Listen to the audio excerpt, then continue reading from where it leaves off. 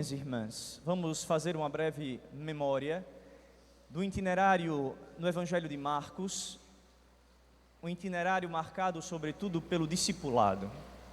Jesus, que em Marcos 3 tinha chamado os que ele quis, depois de subir ao monte, constitui os 12. Em Marcos 5, Jesus envia aqueles 12 que havia chamado para a missão. Lembremos-nos, recordemos-nos as palavras que eles devem não levar mais que 2 túnicas, somente um cajado.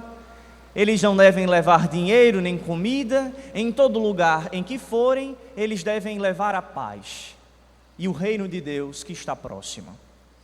Assim, meus irmãos e minhas irmãs, diante do apostolado daqueles 12 discípulos, eles voltam para Jesus, voltam para o encontro com o Senhor, para dizer o que havia acontecido.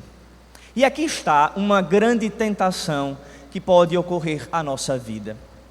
Viver um cristianismo de, digamos assim, de status. O que eles fizeram e o que eles ensinaram. O que eles, puderam realizar. Mas, de fato, isso é uma tentação que ocorre não somente os apóstolos, não somente os discípulos, mas a todos nós. Uma vez que chamados por Cristo, às vezes queremos voltar cheios dos feitos, quando na verdade tudo é dele, por ele e para ele. Nada se realiza senão segundo a sua vontade.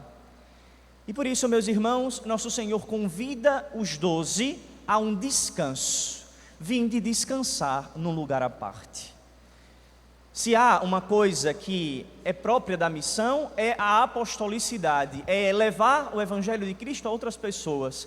Mas também o descanso, diz um hino da liturgia das horas, o descanso também é um dom precioso. E Jesus quer ensinar com isso aos discípulos que não devemos viver 24 horas, obviamente devemos viver 24 horas para o seu Evangelho, mas também o descanso é uma forma de viver para Ele.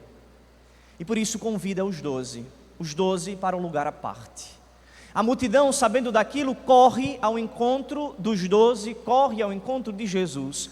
Portanto, Cristo também quer ensinar uma outra coisa. Quando vê aquela multidão, sedenta, como ovelha sem pastor, Ele quer ensinar também aos seus apóstolos uma outra realidade. O descanso é preciso, mas nós nascemos para servir. Nós nascemos para o outro. Nós nascemos para um alguém. Não nascemos para nós mesmos, porque nascer para nós mesmos é nos vangloriar dos nossos feitos.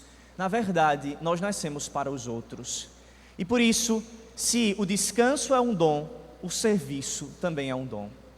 Cabe de nós, na nossa apostolicidade, na nossa missão, no nosso serviço à igreja, saber dosar as duas coisas, o descanso e o serviço.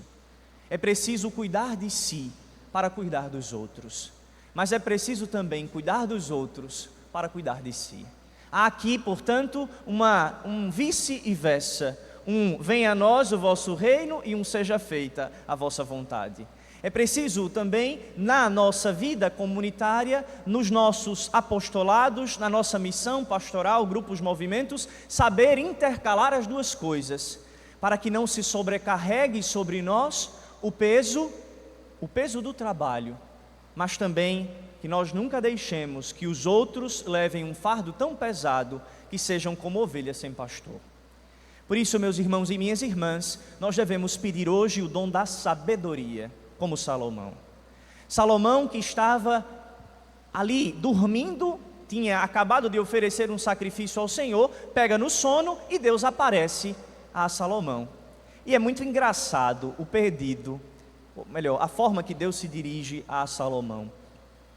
Se hoje Deus nos perguntasse, como Salomão, o que tu queres? O que nós pediríamos?